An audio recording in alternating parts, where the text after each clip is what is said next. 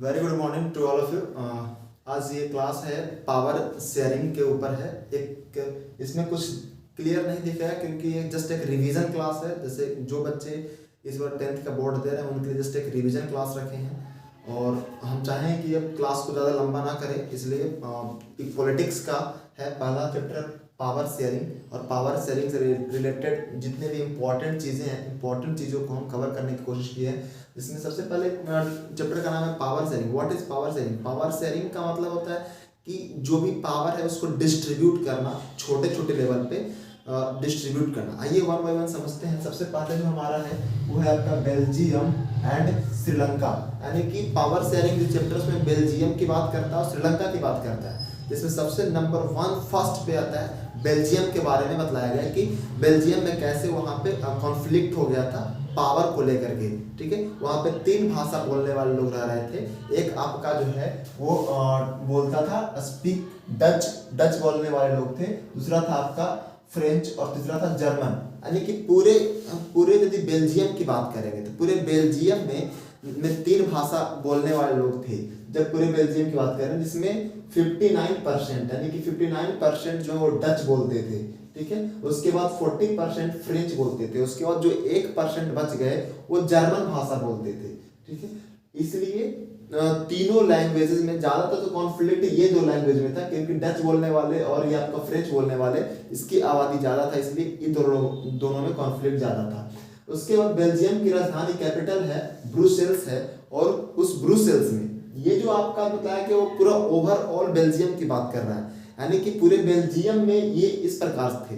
लेकिन जो उसका कैपिटल था, ठीक है, वहां पे ये था आपका 80% क्लियर है फ्रेंच बोलने वाले और 20% आपके डच बोलने वाले थे। तो बेल्जियम का राजधानी ब्रुसेल्स में आपका 80% जो आपको बोलने वाले हैं, 80% जो आपके वो फ्रेंच हैं और 20% आपके डच बोलने वाले हैं। तो इस दोनों में ज़्यादा कॉन्फ्लिक्ट था, इसलिए इस कॉन्फ्लिक्ट को सोल्व करने के लिए ही बेल्जियम में सबसे बढ़िया एग्जांपल लगाया गया पावर शेयरिंग का एग्जांपल। ठीक है, इसलिए कभी पूछा जाता है the best example of the power sharing country is the Belgium. Okay, and second point is that again Sri Lanka.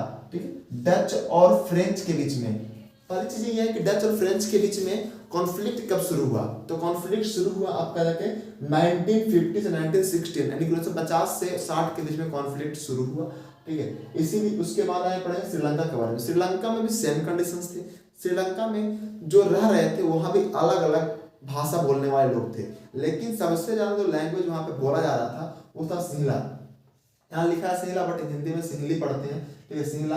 और उसके बाद तमिल जो सिंहली थे वो 74%। ये परसेंटेज याद रखिएगा, ये ऑब्जेक्टिव क्वेश्चन में पूछे जाते हैं कि कितने परसेंट वहाँ पे थे। तो उसके बाद 18% तमिल थे। और ये जो आप देख रहे हैं 13% आपका श्रीलंकन तमिल और 7% क्रिश्चियन। अब यहाँ पे एक चीज होता है कि श्रीलंकन तमिल और क्रिश्चियन क्या था, तो जितने भी अदर्स बच गए जैसे सपोज 74% और 18%, 74% आपका 74% सिंहली था और उसके बाद 18% तमिल था। इसके अलावा जो बच गए उसमें आपका श्रीलंकन तमिल थे। तो एक्चुअली जो श्रीलंका के मूल निवासी हो गए, क्योंकि तमिलनाडु से सटा हुआ एरिया ये आपका कंट्री है, एक आपका आइलैंड कंट्री है। ठीक है, आइलैंड कंट्री द्वीप देश है, तो इसलिए तो यहाँ पे तमिल भाषा भी बोलने वाले लोग थे। तो जो श्रीलंका के मूल निवासी हो गए वो आपके श्रीलंका तमिल हो गए। और कुछ इंडिया से गए थे जब प्लांटेशन जब चल रहा था ब्रिटिश के द्वारा, तो उस समय इंडिया से लेके गया था तमिल को, तो वैसे तमिल को बोला गया इंडियन तमिल। तो उन दोनों के बीच में ज्यादा कॉन्फ्लिक्ट था।